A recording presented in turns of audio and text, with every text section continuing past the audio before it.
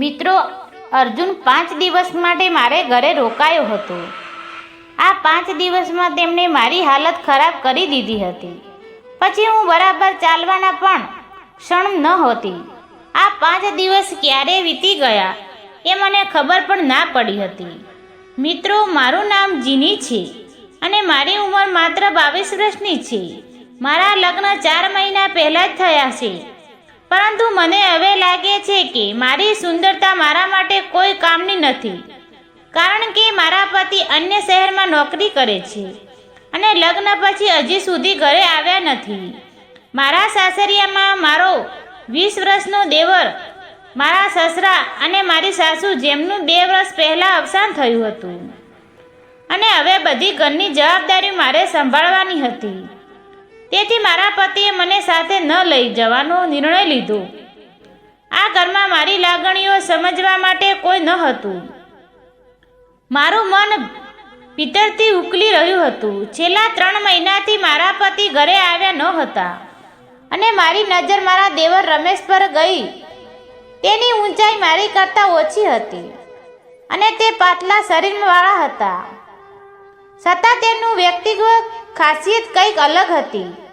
રમેશે આ વખતે private admission લીધું હતું, એટલે તે વધુ સમય ઘરે રહેતા હતા. એક દિવસે મેં રમેશ મોબાઈલ જોયો અને મારી નજર તેના પ્રત્યે બદલાઈ ગઈ.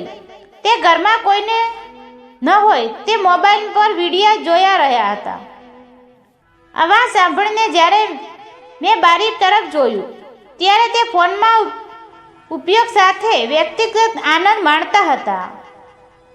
આ દ્રશ્ય મેં પહેલે ક્યારેય જોયું ન હતું. તે દિવસથી મને રમેશના મોબાઈલ વાપરવાનું મન થવા લાગ્યું. મેં મારા પતિને પણ ફોન કરીને કહ્યું કે હવે તમે ઘરે આવો. મને આ સ્થિતિ વધુ સહન થતી નથી. હું પણ એક સ્ત્રી છું, એટલા સમય આ બધું સહન કરું. મારા પતિએ મારા ભાવજે સમજવા માટે માફી માંગી અને કહ્યું, જેને હું તારી બેચેન સારી રીતે સમજી છું, પણ હાલ મને 2 મહિના સુધી રજા નહીં મળે. કંપનીએ ઘણા નવા પ્રોજેક્ટ શરૂ કર્યા છે અને એ કારણે બધા કર્મચારીઓને ડબલ શિફ્ટમાં જ કામ કરવું પડશે. 2 મહિના રાહ જોવી પડશે, પણ ત્યારે પછી તમને લઈને અસલિયતમાં મજા કરાવવાનો છું. આટલું કહીને હસીને કોલ કાપી નાખ્યો. આ વાત પછી હું સૂઈ ગઈ. સવારે મેં બધાની માટે નાસ્તો તૈયાર કર્યો અને રમેશ માટે ખાસ નાસ્તો તેના રૂમમાં લઈ ગઈ. જ્યારે રમેશ રૂમમાં જઈને જોયું ત્યારે તે હજી સૂતો હતો અને તેનો ફોન સાયલેન્ટ હતો. મને મારો સમય ખતમ થયો તેવું લાગ્યું અને મેં રમેશને સ્પેસ કરી લીધો. જ્યારે મેં તેનો ફોન અડી ત્યારે એક શોક જેવો અનુભવ થયો, કારણ કે મેં કંઈ જાતે જ કરી નાખ્યું હતું. એ વચ્ચે રમેશ જાગી ગયો અને મારી સામે જોઈ રહ્યો હતો. હું હળબળાઈ ગઈ અને તરત જ કહ્યું કે દેવરજી, હવે ઉઠી જાઓ, સવાર થઈ ગઈ છે. રમેશે મારી તરફ જોઈને ગુડ મોર્નિંગ કહ્યું અને ચહેરો ધોવા ગયો. હું ત્યાં બેસીને વિચારવા લાગી કે કદાચ રાજુએ કંઈક જોયું તો નથી ને. પછી અમે બંને ભાભી દેવર સાથે નાસ્તો કરવા બેસ્યા. નાસ્તો દરમિયાન મેં પેટમાં દુખાવાનું બહાનું બનાવ્યું. રમેશ ગભરાઈને પૂછવા લાગ્યો, ભાભી શું થયું? મેં કહ્યું, રમેશ, ખબર નથી કે, પરંતુ આજ સવારથી મારા પેટમાં દુખાવો થઈ રહ્યો છે. રમેશે તરત જ કહ્યું કે ભાભી, ઊભા રહો, હું તમારા માટે પેઇન કલર લાવું છું. પણ મેં જાણ્યું સૂઝપૂર્વક પેટમાં દુખાવાનું બહાનું બનાવ્યું હતું. રમેશને થોડીક નજીકથી અનુભવવા માટે મેં તેને રોક્યો અને કહ્યું, રમેશ, કોઈ જરૂર નથી. મેં ગોળી લઈ લીધી છે, પણ મારા પેટમાં હજી પીડા છે. તમે થોડીવાર મારું પેટ દબાવી આપો. એ થોડું વિચારવા લાગ્યો, પણ મારી પીડા જોઈને દોડીને બેડ પર બેસી ગયો અને મારું પેટ દબાવવાનું શરૂ કર્યું. તેની નજર અહીંયા ત્યાં ફરી રહી હતી, જે મને વધુ આકર્ષણ લાગતું હતું. એ સમય મારા સસરાનો ઘરમાં પરસેવાનો અવાજ સંભળાયો. હું તરત જ સાંભળી ગઈ અને રમેશને કહ્યું, ઠીક છે, ચાલો હું રસોઈ કરું. હું આજે પપ્પાને બજારમાં જવાનું છે. આ પછી હું રસોડામાં જઈને ભોજન તૈયાર કરવા લાગી અને મારા દેવર માટે રોટલી બનાવી. એ વખતે રમેશ પાછળ રસોડામાં આવી રહ્યો હતો. તેને જોઈને મેં પહેલેથી મારું પલ્લું નીચે કરી દીધું. રમેશની નજર મારા પર પડી ત્યારે તે મારી સામે જોતો જ રહ્યો. હું સંપૂર્ણપણે પરસેવામાં આમ તરબોળ હતી. મારે રમેશને જોવાનું નાટક કરીને નીચે ઝૂકીને પલ્લું ઊંચું કરું અને તેણે પણ એ જોઈ લીધું. રમેશે મજાકમાં કહ્યું, ભાભી તમે કહો તો તમને હવા નાખી દઉં. ત્યારે હું હસીને કહ્યું, તમારી ભાભી ઘણી પરસેવાય છે અને તમે હજી મજાક કરી રહ્યો છો. આ પછી રમેશ મારી પાસે બેસી ગયો અને પંખાથી મને હવા આપવા લાગ્યો. એ દરમિયાન મારા સસરા બજારમાં ચાલ્યા ગયા હતા. હું રોટલી બનાવતી હતી ત્યારે મેં જાણે અજાણ્યો પલ્લું ફરીથી નીચે કરી દઉં. મેં રમેશને કહ્યું, આજે પિન બરાબર બંધ થઈ નથી એટલે પલ્લું વારંવાર નીચે પડી જાય છે. જો તમે મને મદદ કરશો તો સારું થશે. આ પર રમેશે હસતા કહ્યું, ના ભાભી, આ કામ હું નથી કરી શકતો, તમે જાતે જ કરો. મેં કહ્યું, મારા હાથ ખરાબ છે એટલે જ તમને કહું છું, નહીં તો હું જાતે જ કરી લે. આ પછી રમેશ પલ્લું સુધારવા લાગ્યો. પલ્લું ઉપર કરતા રમેશે મારા તરફ નજર પણ ઉઠાવી ન હતી. તે ખૂબ જ સીધો છોકરો હતો અને ક્યારેક મને લાગતું હતું કે હું તેની સાથે ખોટું કરી રહી છું. પણ મારા અંદરની ભાવનાઓ એટલી પ્રબળ હતી કે હું કંઈક અલગ વિચારી કરી રહી હતી. મારા સસરા બજારમાં હતા અને ઘરે માત્ર હું અને રમેશ હતા. તેથી આજે મેં નક્કી કર્યું કે આજે હું રાજુના ગોડાઉન પર સવાર થઈ જશે. પરંતુ રમેશ હજી મારી તરફ એ રીતે જોતો નથી. આજે આખો દિવસ હું રમેશ પાછળ ફરતી રહી અને તે વાતોમાં ફસાવાનો પ્રયાસ કરતી રહી. પરંતુ રાજુનો દિમાગ માત્ર ઉપર નીચે ચાલી રહ્યું હતું. તે મારી સાથે આવી વાતો કરતા પણ શરમાતો હતો. સાંજે અમે બંને સાથે બેસીને જમતા હતા ત્યારે રમેશે આખરે મને કહી દીધું, ભાભી, લાગે છે કે આ દિવસોમાં તમારી તબિયત સારી નથી, એટલા માટે તમારે થોડા દિવસો માટે ભાઈ સાથે જવું જોઈએ.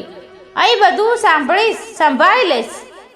આ સાંભળીને મારી આંખોમાં આંસુ આવી ગયા. મેં રમેશને કહ્યું, બસ કરો, હવે રહેવા દો. છેલ્લા 2-3 મહિનાથી હું કેટલી પરસેવાના શું તે કોઈને ખબર નથી. ના, તમારો ભાઈને મારી ચિંતા છે અને તમને મને રડતી જોઈ. રમેશ મારા આંસુ સાફ કરવા લાગ્યો અને જાણે કંઈક બોલવા લાગ્યો.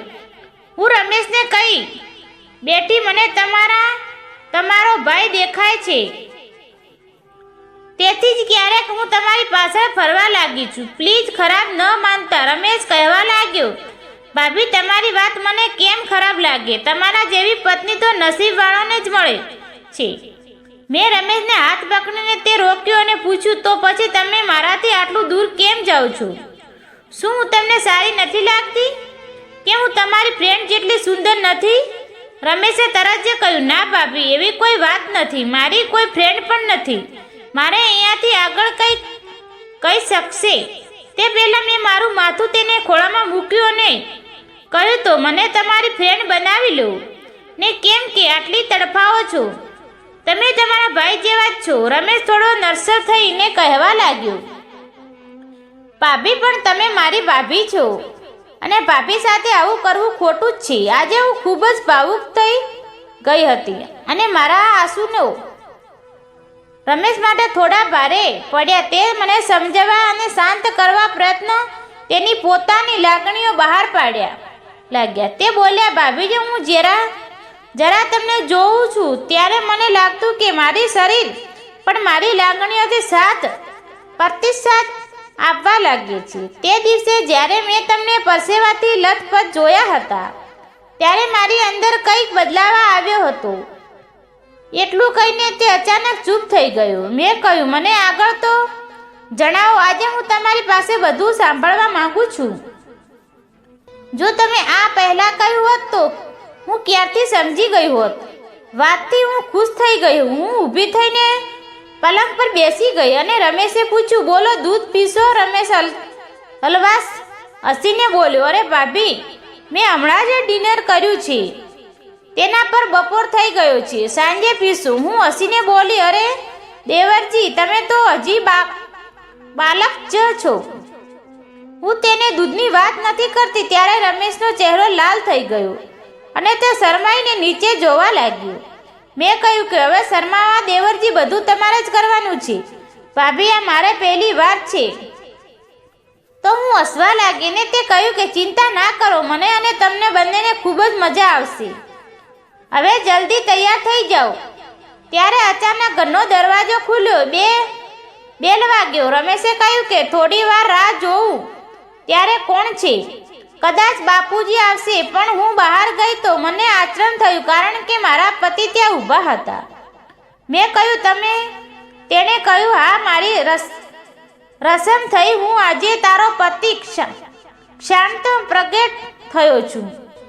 અર્જુન દરવાજે મને તેને ખોલાવવામાં ઉચકી લીધી અને કહ્યું કે ચાલ, હું તને દિવસોના તારા બતાવું. તને 3 દિવસ સુધી હું શ્વાસ પણ નહીં લેવા દઉં.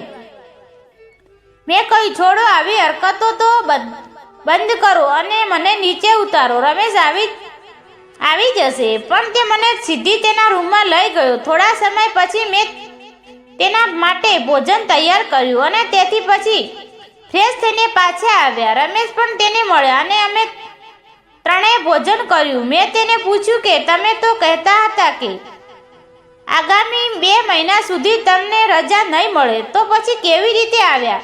તેણે કહ્યું કે હું ફક્ત તારા માટે જ આવ્યો છું. જમ્યા પછી અમે બધા આરામ કરવા લાગ્યા અને સાંજ સુધીના સસરા પણ આવી ગયા. તેથી દરેક ખૂબ ખુશ હતા. અર્જુન તેની ઘણી વાર્તાઓ કહેવાનું શરૂ કર્યું અને રાતે ભોજન કર્યા પછી અમે સૂઈ ગયા. રાતે અર્જુન સાથે ઘણી વાતો કરી અને તેણે પણ મને ઘણી બધી વાતો કરી. પરંતુ દિવસ દરમિયાન થાકી જવાના કારણે તે માત્ર અડધો કલાક જ લઈ શક્યા હતા. પરંતુ મને સ્વર્ગ જેવું મહેસૂસ થયું હતું. આજે 5 દિવસ હજી ઘરે રોકાયા હતા અને આ 5 દિવસો તેણે મારી હાલત ખરાબ કરી દીધી. પછી હું બરાબર ચાલી પણ શકતી ન હતી. આ 5 દિવસ ક્યારે વીતી ગયા ખબર જ ના પડી. જો કે અર્જુન માત્ર 3 દિવસની રજા પર આવ્યા હતા, પરંતુ મેં તેને 2 દિવસ વધુ રાખ્યા કારણ કે હવે મને ખબર નથી કે તે ક્યારે પાછા આવશે. અર્જુન પાછા ચાલ્યા ગયા હતા. હું પણ ખૂબ જ ખુશ હતી. પરંતુ આ 5 દિવસ દરમિયાન હું રમેશને ભૂલી ગઈ. પરંતુ રમેશ મને ભૂલ્યા ન હતા. તે પાછા આવ્યા અને પછી જે થયું તે હું સપનામાં પણ વિચારી શકતી ન હતી. મિત્રો, વિડીયોને આગળ ભાગ સાંભળવા માટે ચેનલને સબસ્ક્રાઈબ કરો અને વિડીયોને લાઈક જરૂર કરી દેજો અને કોમેન્ટ બોક્સની અંદર એક નાની એવી કોમેન્ટ લખી નાખજો. વિડીયો પૂરેપૂરો જોવા બદલે તમારો ખૂબ ખૂબ આભાર અને ધન્યવાદ.